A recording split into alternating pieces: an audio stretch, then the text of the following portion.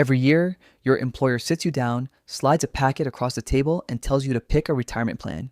And if you're like most Americans, you pick the 401k. Maybe you even felt responsible doing it, like you were finally being a real adult. But here's what nobody told you in that meeting. The 401k was never supposed to be your retirement plan. It was an accident. A tax loophole that got hijacked by the financial industry, repackaged as a benefit, and handed to you as a substitute for something that actually worked. And the people who did the hijacking made trillions doing it. So let's talk about what the 401k actually is, who it was actually built for, and why the math your HR department showed you is missing the most important number of all. To understand the con, you have to go back to 1978. Congress passed the Revenue Act of 1978. Buried inside, it was a tiny provision called Section 401k. It wasn't designed to replace pensions. It wasn't designed to be anyone's primary retirement vehicle.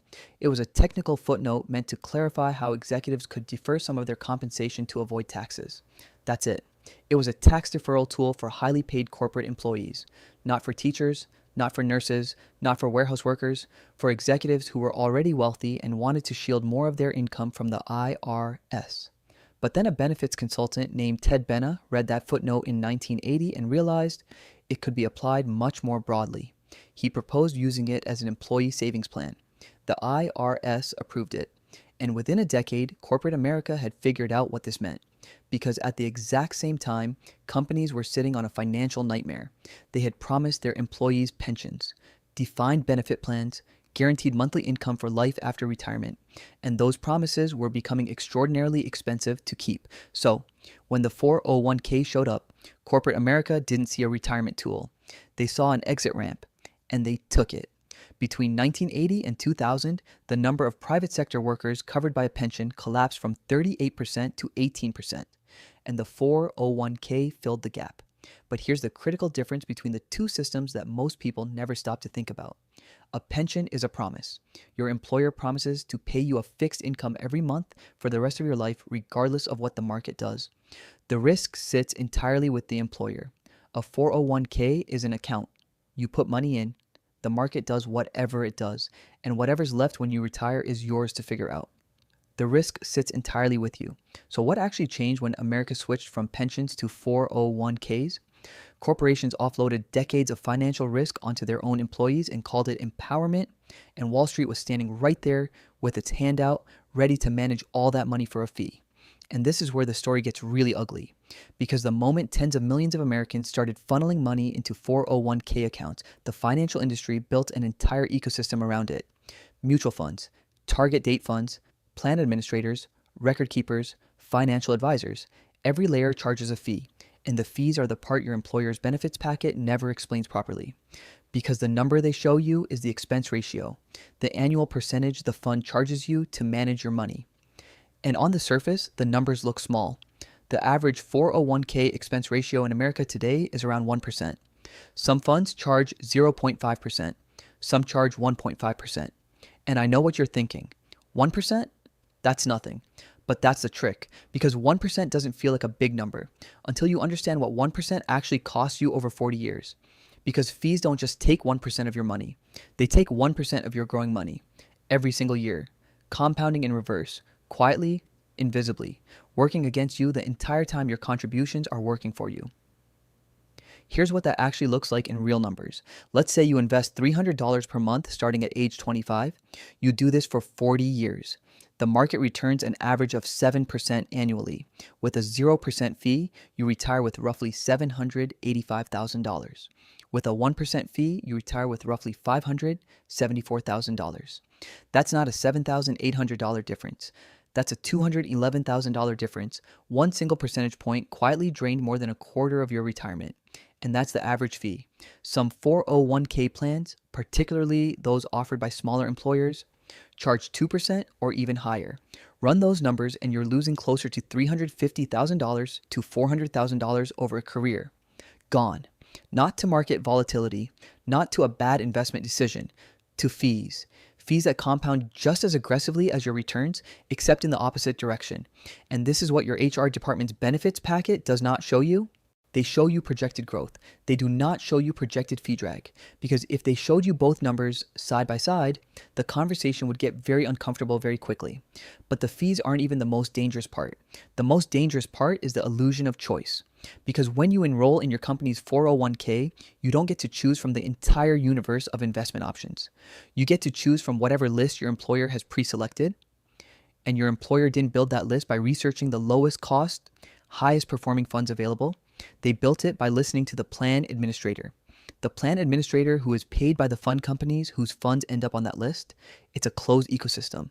And inside that ecosystem, the funds that make it onto your menu are very often not the ones that are best for you. They're the ones that have the most profitable relationship with the plan administrator, which means you're choosing between options that were curated not for your benefit, but for the benefit of the people managing the plan. And you walk into the enrollment meeting thinking you're making a free financial decision. You're not. You're picking from a menu that was designed by someone whose financial incentives are not aligned with yours. And then there's the liquidity trap. Because unlike a regular brokerage account, your 401k money isn't actually yours to access freely. If you need it before age 59 and a half, you pay a 10% early withdrawal penalty on top of ordinary income tax, which means in a real emergency, a medical crisis, a job loss, an unexpected expense, the money you've been diligently saving for decades becomes one of the most expensive sources of capital available to you. It costs you more to access your own retirement savings in an emergency than it would cost you to take a personal loan from a bank. Let that sink in for a second. The system that was sold to you as financial security punishes you for needing financial security at the wrong time. Now, here's where I want to be careful, because I'm not telling you to stop contributing to your 401k. If your employer offers a match, that match is free money and you should absolutely take it. Full stop. The employer match is the one part of this system that actually works in your favor. But the match is also the mechanism that locks you in, because the match is the carrot that gets you into the account. And once you're in the account, the fees start running and the illusion of choice kicks in. And the liquidity trap closes around you, and you stop questioning any of it because every financial advisor on television is telling you that maxing your 401k is the single smartest thing you can do with your money. And maybe that's true for some people, but it's also extremely convenient that the advice which benefits you also happens to generate billions in annual fee revenue for the financial industry. Funny how that works? Because here's the thing, nobody says out loud. The shift from pensions to 401ks didn't just change how Americans save for retirement, it fundamentally changed who bears the risk of retirement in this country. Under a pension system, your employer made a promise and kept it. Under a 401k system, your employer makes a contribution and walks away. The market crashes 3 years before you retire, that's your problem. Your fund manager underperformed for a decade, that's your problem.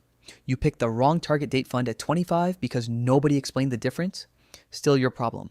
The entire downside of retirement investing was transferred from institutions with the resources to manage risk to individuals who have neither the expertise nor the information to do so effectively.